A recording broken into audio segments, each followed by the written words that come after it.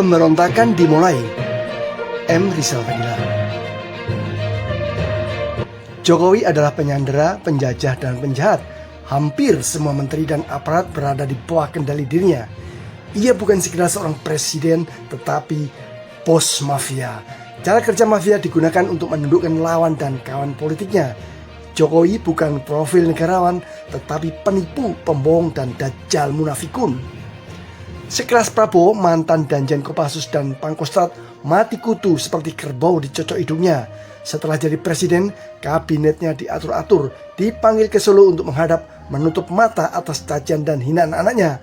Pura-pura tak peduli Fufafa, Bahlil menjadi Bahlul, mewanti-wanti agar tidak berurusan dengan Raja Jawa. Bahlil seperti menggambarkan Jokowi itu demit atau genderuwo yang menakutkan. Ketum partai bertekuk lutut, tidak berani mengangkat muka. Setelah Nasdem terakhir, PKS bersujud ikut memuji keberhasilan Jokowi. Jangan tanya PAN, PKB atau P3, Golkar jauh lebih dulu. PDI yang menciptakan monster Jokowi setelah dikhianati juga tidak berdaya untuk melawan. Mengecam sebentar kemudian berbasa-basi menghindar untuk berurusan serius. Ketua DPR Puan Maharani dalam cengkeraman sekurangnya tersandera. Pasca lengser dari jabatan presiden 20 Oktober lalu, jaringan laba-labanya tetap dibuat dan dipasang. Masih berusaha untuk menguasai semua. Lucu, menteri-menteri Prabowo masih sowan dan minta nasihat ke Solo. Jokowi permanen sebagai bos mafia, memilih mana yang harus dihabisi dan dipertahankan. Ada 3 nama yang sedang dicoba untuk ditundukkan, yaitu Tom Lembong, Said Didu, dan Hasto Kristianto.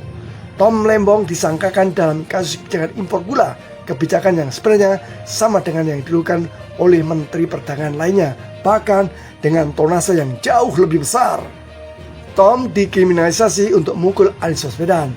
Tom melawan meski ditahan.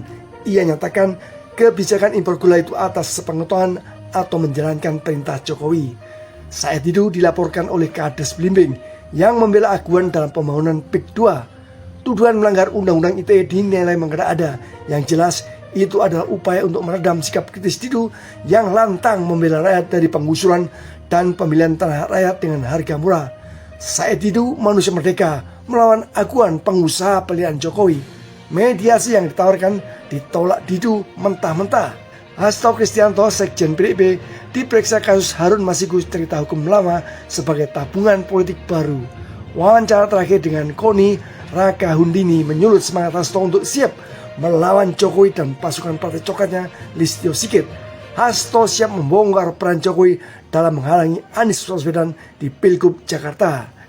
Jika ketika tokoh tersebut serius melawan kejahatan rezim dengan terus membongkar konspirasi Jokowi dalam menipu dan membodohi rakyat, maka benih pemberontakan telah ditaburkan, akan tumbuh membesar bersama semangat rakyat yang sudah lama jengkel dan muak pada perilaku politik Jokowi dan kroninya. Jokowi tidak cukup turun dari jabatan karena faktanya meski tidak menjabat sebagai presiden, ia masih mampu menguasai semua. Jokowi harus dibuat tidak berdaya, ditumbangkan, dan diadili agar dapat mempertanggungjawabkan kejahatannya. Jokowi adalah sumber masalah. Selama Jokowi leluasa bertindak, maka masalah bangsa ini akan terus membelit. Pemberontakan tokoh telah dimulai dari orang dekat hingga oposisi. Tom, Didu, dan Hasto mengebrak. Anies dengan aksi dukung Pramdul melakukan perlawanan pula. Gumpalan oposisi akan semakin berani untuk menggergaji Jokowi. Selama Jokowi masih merajalela, jangan harap negara akan berjalan normal. Sikap yang paling bijak adalah dengan segera menghentikan langkahnya.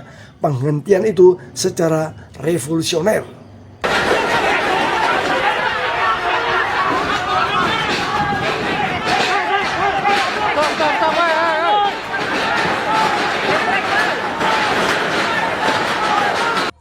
Tulisan M. Rizal Fadila ini benar-benar mengejutkan dan tentu saja ini akan membuat gempar Indonesia.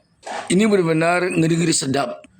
Sebab di sini terungkap bahawa 3 orang bekas orang dekat Jokowi telah mengungkap tentang bagaimana Jokowi yang sesungguhnya, yakni Tom Lembong, Said Didu, dan Hasto Kristianto. Apa yang dikemukakan M. Rizal Fadila ini tentu akan membuka mata dan telinga kita bersama.